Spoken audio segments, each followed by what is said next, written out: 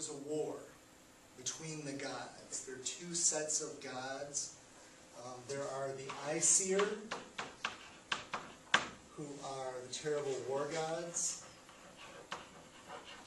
and they are facing off against the Vanir, who are gentle gods of nature.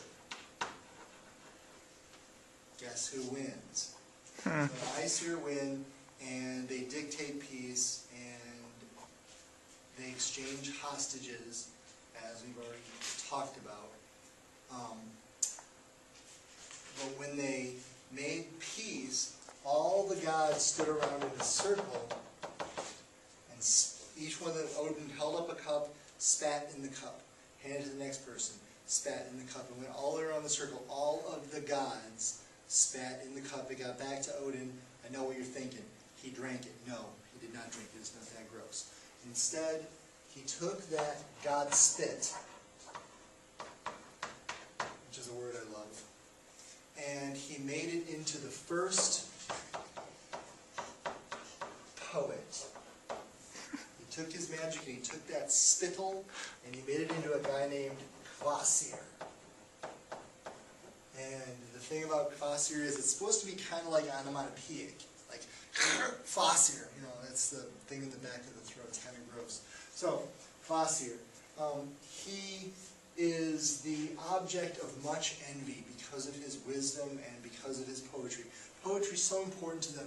It's the basis for all of their learning.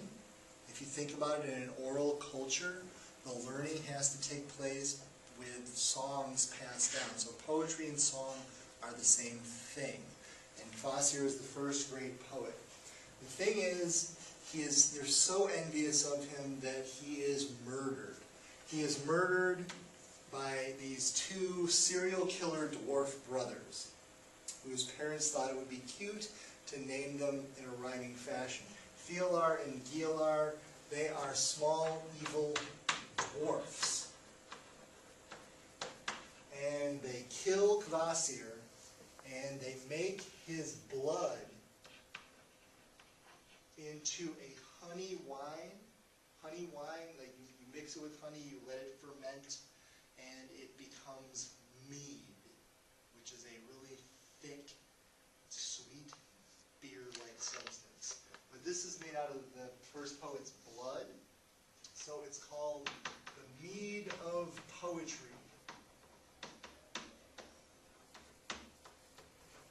Alright, so the dwarfs make it, they store it, they don't use any of it. They keep it safe and they sequester it. Now, things get weird when they continue to go on their killing spree. They kill the giant Gilling. There's a giant. They take him fishing and they push him overboard, and he drowns. Gilling's wife asks them what happened, and so they take her out to show her and they push her off the boat too. So Gilling is dead. I forgot to cross off Kvasir. He's dead. The wife is dead. They're on a spree.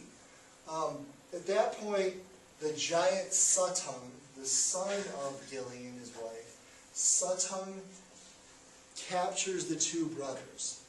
And he wants to kill them. He should kill them. They deserve to be killed. But the dwarf brothers buy their way out. There was a custom among the ancient Norse called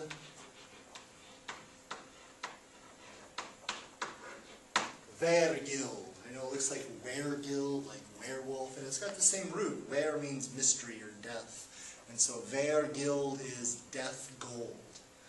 The idea of Vergild is that you can sort of buy your way out of a blood feud. If I were to kill you in the old country and I had enough gold to buy off your parents, you know, they would swear vengeance on me. We'll see you dead, champion. But then I bring them a wheelbarrow full of treasure and they look at it and they go, okay. All right, we swear off vengeance. We will no longer hold him responsible because he paid us for our dead child. Now, horrible, but true. So, in this case, he is paying off for dead parents. The dwarfs are paying off for dead parents. They pay off Satung, and Satung takes the mead of poetry. That's his Vergil. And he himself is not going to use the mead of poetry either. He has a storeroom under a hill. Under that hill, there are 3 great vats. And please don't make fun of my vats. They're terrible. Those are supposed to be 3 vats of the mead of poetry. He's got a guard down there. His daughter, Gunlaud, is down here. Let's give her some beautiful blonde braids. No, I am Gunlaud. I am guarding the mead of poetry for my father. Now, the person who wants the mead of poetry is the guy who made the poet in the first place, Odin. Odin, he tricks Sutung's brother, Baugi. He poses as a workman, and he is in among the reavers of Baugi, the guys who harvest the fields for Baugi. And he sharpens their blades for him with a magic whetstone. And the reavers are so excited about the whetstone that they want to buy it from him, because, you know, it's a magic whetstone. All you have to do is go shoo, shoo, shoo, 3 times, and the weapon is sharp enough to cut anything. So Odin makes them fight for it. He throws the whetstone between them. The reavers, the 9 reavers, all swing their blades at the same time at each other, and they kill each other. So they're all dead, and there's no one to harvest Baugi's crops. Odin goes to Baugi and says, "Hey, I will harvest your fields for you. I see you have a lot of dead workmen there. That's too bad. I'll be happy to harvest your fields for you if you will promise to help me later." And Baugi, who is frantic about his crop, says, "I swear, I promise, that I swear an oath that I will help you with whatever you want help with later if you can bring my crops in." And Odin, with his magic, does the work of 9 men, brings in the harvest, and Baugi says, "All right, what do you want?" And Odin says, I want the mead of poetry." And Baugi says, "That belongs to my brother, I can't do that." And Odin says, "You promised." So Baugi says, "All right, come with me." So he goes to the hillside, and he takes an auger, which is a kind of drill that you drill into the earth with. An auger, it's actually for planting seeds in a really hard ground and deep. But he pretends to drill into the hill, and his plan is he's going to betray Odin. So he bores only halfway in, and he says, "There you go, there's the hole into the hill." And Odin's too smart for that. Odin's the god of wisdom and knowledge. So he blows in the hole, turns himself into a worm. Remember, whatever form he takes, you can always tell it's him because it's only got one eye. A worm with one eye would be weird. So I don't know if that rule applies to the worm. Odin squirms through. Baugi tries to stab him with a drill, but he doesn't work. Odin gets in. Odin the worm turns back into Odin. Odin is, even with one eye, he's still handsome enough that poor Gunlaud's like, "Hi, stranger, I've been guarding this mead of poetry all by myself for a long time." And Odin says, "Well, if I gave you a kiss, would you let me have a sip of the mead of poetry?" And she says, "Sure." So he gives her a kiss, which is the children's book version of what he really gives her. Yes, you are correct. Odin is a virile god. Part of his magic is knowing how to please a woman. So he makes sweet, sweet love to her, and his sip of the mead of poetry, he drains the whole kettle into his mouth, and he's holding it there, compressed in his mouth. And she wants another kiss.